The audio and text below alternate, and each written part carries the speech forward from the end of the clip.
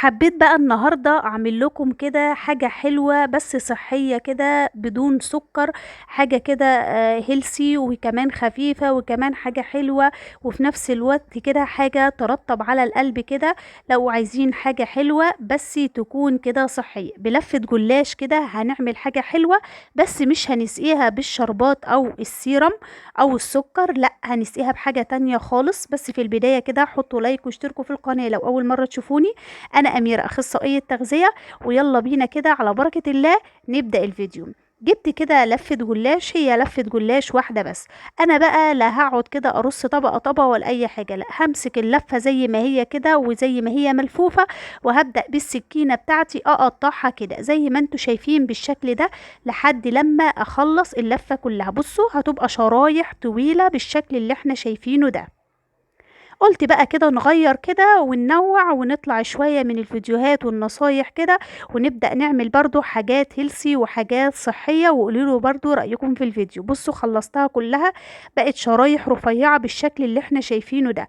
هتاخد معاكي بالظبط كده 5 دقايق وهتكون الوصفة خلصانة، سهلة وسريعة واقتصادية، والأهم إنها صحية. جبت صينية حطيت فيها كده معلقتين من السمنة البلدي وممكن زبدة، لكن نمتنع عن السمن الصناعي لان احنا قلنا ان هي مش صحية خالص. وشوف الفيديوهات اللي انا منزلاها قبل كده عن اضرار السمن الصناعي. حطيت بقى كده، ابتدأت ان انا ارص كده الجلاش في الصينية بتاعتي بالشكل اللي احنا شايفينه ده كده، وبحاول ان انا افرده من بعضه كده علشان ما يبقاش معجن في بعضه. جبت بقى كده زبدة متسيحة عندي، ممكن تحطي خليط من الزبدة والزيت مع بعض، ونبدأ ان احنا نرشهم كده يا دوب بس كده رشرشة بسيطة، يعني 4 معالق كده زبدة وبس كده مش اكتر. وابتديت ان انا انزل بالطبقة التانية. طبعا هنا انا ليه عملت الخطوة دي؟ علشان ما افضلش كده ادهن كل شوية كده بالسمنة والزبدة، واقلل من الزبدة او السمنة اللي انا مستخدماها علشان طبعا نسبة الكوليسترول. حطيت بقى الكمية كلها زي ما احنا شايفين، وهبدأ برضو ارش عليها كده معلقتين 3 كده من الزبدة بتاعتي، بوزعهم كده زي ما انتوا شايفين بالشكل اللي احنا شايفينه ده.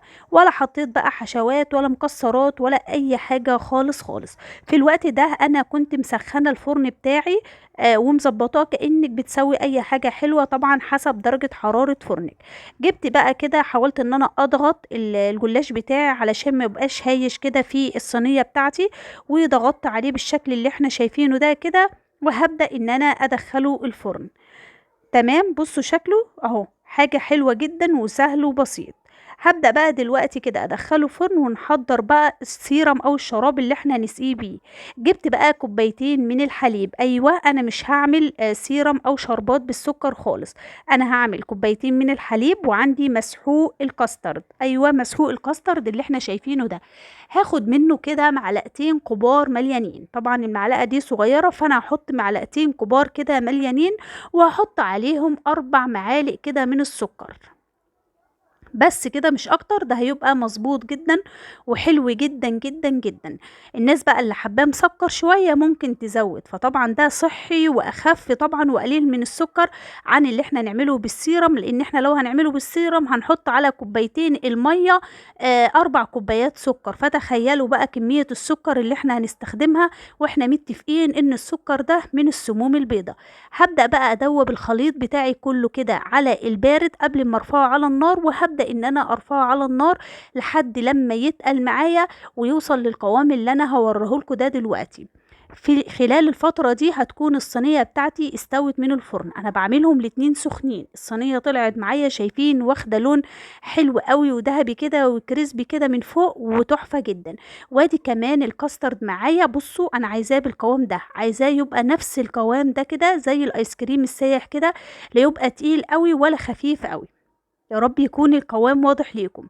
هبدأ بقى دلوقتي الكاستر بتاعي سخن وكمان الجلاش بتاعي سخن، وهبدأ كده انزل بيهم على الكاستر واوزعه بالشكل ده كأنك بتصبي سيرم او شربات عادي جدا جدا. بس انا حاطه معلقه كده علشان ما ينقرش في الصينيه. وزعت السيرم بتاعي كده او وزعت الكاسترد بتاعي على الصينيه كلها زي ما احنا شايفين كده وعلى الحواف. ناس هتقولي ايه ده مش هيشربوا؟ استني بس كده دقيقتين وهتلاقيه شربوا معاكي. حد هيقولي طب ما هيعجن معايا او من جوه هيبقى معجن؟ اطلاقا خالص، ده بالعكس هيبقى من جوه طري كده ومن فوق هيبقى مقرمش نفس القرمشه اللي فيه.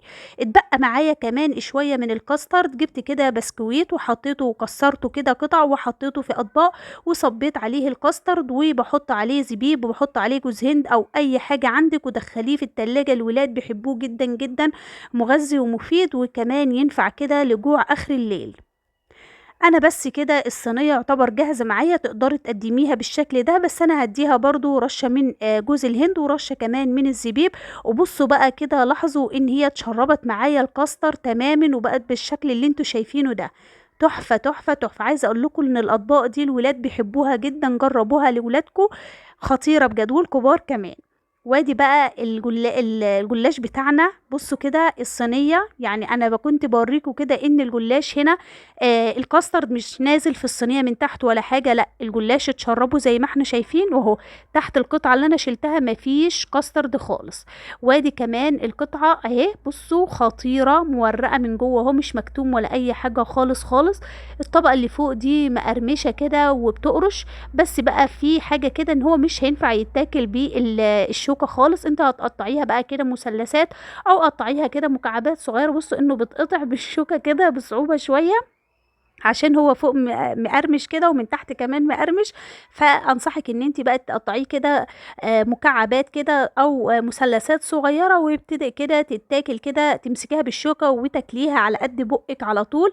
طعمه تحفه جدا وسكره مظبوط جدا جدا وخفيف كده، وتاكليه مش تحسي بقى كده ان انت كلتي حاجات سكريات عاليه او اي حاجه. وكمان مغذي جدا جدا، كفايه انه فيه لبن للولاد كمان اللي ما بيشربوش لبن، وكمان مناسب لكل الاشخاص ولكل الناس علشان طبعا مفيش سكر. اتمنى ان انتوا تجربوه وتقولوا لي رايكم فيه ايه. دمتم في حفظ الله، والسلام عليكم.